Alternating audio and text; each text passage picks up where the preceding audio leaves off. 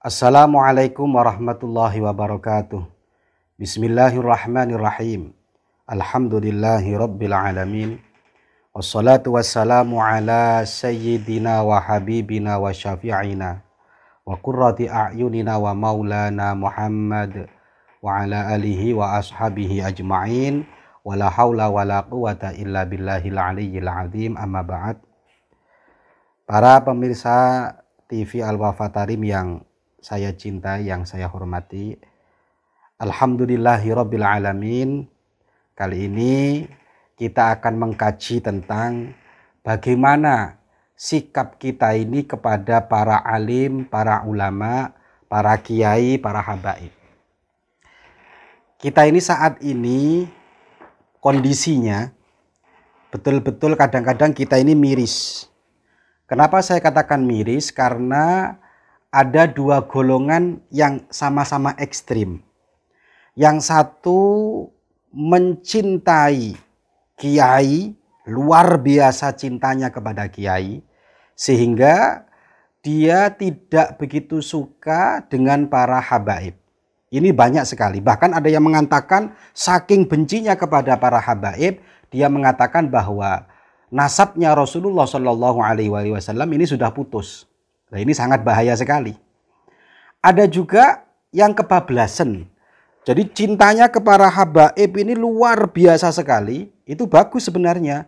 Tetapi dia diskriminasinya, dia tidak suka dengan para ulama atau para kiai. Ini juga berbahaya. Kalau kita melihat ulama-ulama kita terdahulu di Nahdlatul Ulama, di NU, bagaimana kiai-kiai NU itu sangat-sangat mencintai kepada para habaib. Bahkan saya teringat dengan salah satu cerita dulu, salah satu yang membela para habaib di Indonesia yang mengatakan bahwa ada satu orang yang mengatakan bahwa Habib itu sama saja dengan yang lainnya, itu Gus Dur.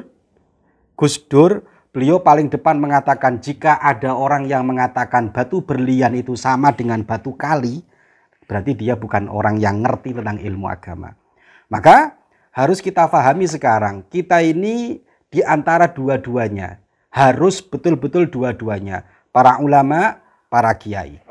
Dan tidak boleh memilih salah satunya. Kok ada orang mencintai kiai tok tapi nggak suka dengan para habaib, juga tidak baik. Ada orang mencintai habaib tok dia, tapi tidak suka dengan para kiai. Ini juga tidak baik. Maka saya mengkaji kitabnya Imam Suyuti. Jadi kalau ada orang yang pernah belajar kitabnya Imam Suyuti. Imam Suyuti itu kan karangannya melebihi daripada umurnya. Ada yang mengatakan Imam Suyuti itu karangannya lebih dari 600 kitab. Jadi keramatnya ulama itu kadang-kadang tidak kepada orang bisa terbang, orang bisa jalan di atas air, tidak. Ada keramat yang fil ilmi, keramat yang hubungannya dengan ilmu, seperti Imam Suyuti. Bahkan guru saya dulu waktu saya mondok di Lirboyo pernah mengatakan Imam Suyuti itu saking keramatnya dalam masalah ilmu, beliau mengatakan kalau sudah ngarang kitab, polpen 9 jalan semua. Itu Imam Suyuti. Saya ambilkan dua karyanya Imam Suyuti, ini semua diakui. Semua orang cinta kepada Imam Suyuti. Ada dalam kitab Lubabul Hadis dan kitab Jami'us Shaghir. Ini di pesantren-pesantren biasanya dipelajari. Bagaimana kita ini diharapkan untuk mencintai dua-duanya, menghormati dua-duanya. Kalau kita berpijak bagaimana kita mencintai para habaib, tentu sudah banyak sekali dalilnya. Salah satunya yang dikutip oleh Imam Suyuti, yaitu Rasulullah Shallallahu Alaihi Wasallam dalam kumpulan hadis beliau mengatakan syafaati li ummati man ahabba ahla baiti. Ngeri sekali ini. Syafaati li ummati, syafaatku itu untuk umatku. Apakah semua umatnya Kanjeng Nabi mendapatkan syafaat? Ditakhsis lagi, dispesifikkan lagi. Siapa itu? Man ahabba ahla baiti, mereka yang mencintai keluargaku. Jadi kalau ada orang, mohon maaf, dia mengharapkan syafaatnya Kanjeng Nabi Muhammad Shallallahu Alaihi Wasallam, pengen dapat syafaatnya Kanjeng Nabi, tapi membenci, memusuhi, mengfitnah dan lain sebagainya kepada cucu-cucunya Kanjeng Nabi Muhammad SAW, ini tentu sangat-sangat tidak masuk akal. Bagaimana wong embahnya loh ya, embahnya diharapkan syafaatnya, tapi cucunya disakiti. Kita orang ini, bagaimana kalau cucu kita disakiti sementara ada orang dia butuh kepada kita. Nah ini makanya kita ayolah, kalau ada isu-isu di luar, nah ini ya, ada isu-isu di luar, oh ada habaib ini seperti ini, fatabayanu, ayo kita tabayun dulu. Jangan sekarang ini modelnya kita ini ya Allah gampang sekali lah. Besok kita ini akan dimintai pertanggungjawaban tidak hanya lisan kita, tapi semua anggota kita. Bahkan dikatakan oleh para Al-Quran, di dalam Al-Quran, al-yauma nakhtimu ala afwahihim, besok mulut kita akan terkunci di hari kiamat. Wa tashhadu arjuluhum, kaki kita, tangan kita yang besok akan bersaksi di hadapan Allah. Makanya sekarang maraknya, gampangnya media sosial ini, ayo kita gunakan dengan baik. Jangan hanya karena kita mendengar isu yang tidak baik salah satu habib ini, seumpama, terus kita gampang mencaci, gampang membenci. Nah ini juga tidak baik sama sekali. Maka golongan yang satu firqah tadi yang saya katakan, cintanya kepada ulama ini luar biasa, tapi membenci habaib ini yang luar biasa, ini juga tidak baik. Begitu pula bagaimana kita harus mencintai para ulama. Sudah, kalau habaib sudah ya. Kalau habaib saya terangkan banyak sekali tentang bagaimana beliau-beliau ini, bagaimana kemuliaan-kemuliaan beliau ini di dalam hadis Rasulullah SAW tentu sangat banyak sekali. Nah sekarang bagaimana kita menghormati para ulama? Bahkan dalam Al-Quran kan dikutip dalam Al-Quran malah hal yastawil ladzina ya'lamuna wal ladzina la ya'lamun. Mereka-mereka yang dititipi ilmu. Bukan mereka-mereka yang dititipi nasab, tapi mereka-mereka yang dititipi ilmu. Nah ini duanya penting. Maka guru saya itu pernah sering sekali mengatakan, kita ini zurriyah Rasulullah SAW itu ada dua jalur. Ada zurriyah fin nasab, ada zurriyah fil ilmi. La dzurriyah fin nasab, kita ahwal, bukan golongannya para habaib, maka kita wajib mempunyai robitoh, mempunyai sambungan dengan Rasulullah, yaitu fil ilmi. Secara ilmu kita harus punya sambungan, sanad kepada para ulama-ulama yang bersambung kepada Rasulullah. Maka zurriyah fin nasab dimiliki oleh para habaib, keturunannya Rasulullah SAW yang mulia. Zurriyah fil ilmi dimiliki oleh semua orang bisa, yang penting ilmunya berjalur kepada Rasulullah SAW. Nah, bagaimana kita menghormati para ulama? Harus. Bagaimana kita menghormati mereka-mereka yang dititipi ilmu oleh Allah walaupun nasabnya biasa-biasa saja? Harus. Dikatakan dalam kitab Lubabul Hadis, karya juga Imam Suyuti, ini santri banyak yang hafal biasanya, man akrama aliman, kata Rasulullah SAW yang dikutip oleh Imam Suyuti, man akrama aliman faqad akramani. Barang siapa memuliakan ulama, aliman, orang alim. Jadi kita nggak bicara nasab lagi, yang nasab sudah tadi. Man akrama aliman, siapa yang memuliakan ulama. Ulama siapa? Ulama yang dititipi ilmunya Kanjeng Nabi Muhammad SAW, faqad akramani, kata Rasulullah. Dia memuliakanku. Nah sekarang kalau kita balik, barang siapa menyakiti ulama, barang siapa tidak memuliakan ulama, berarti dia tidak memuliakan Rasulullah SAW. Kita mengharapkan syafaatnya Kanjeng Nabi, tapi kita menyakiti orang-orang yang dicintai oleh Rasulullah. Nah ini ngeri kan. Diteruskan hadis ini, waman akramani, dan barang siapa memuliakanku, kata Rasulullah, faqad akramallah, maka dia memuliakan Allah.